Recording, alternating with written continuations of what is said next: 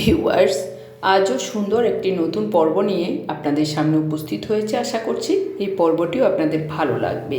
তো আজও আমি লাল বিন্নির চাল রান্না করেছি, তবে আজকে আমি অন্যভাবে চালগুলোকে ভাপে সিদ্ধ করেছি।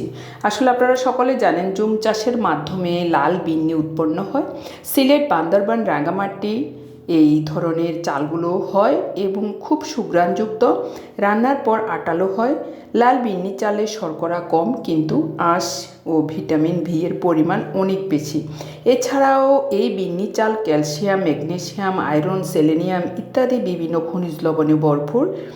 ফলে এই চাল নিয়মিত খেলে ডায়াবেটিস, হৃদরোগ, ধমনীতে রক্ত জমাট বাঁধা কিংবা হজমে গোলযোগ সহজে নিয়ন্ত্রণে থাকবে। তো আশা করছি আপনারা সব কিছু জেনেছেন, বুঝেছেন। তাহলে আমরা এ ধরনের লাল বিন্নি চাল খাবো। তো ধন্যবাদ সকলকে।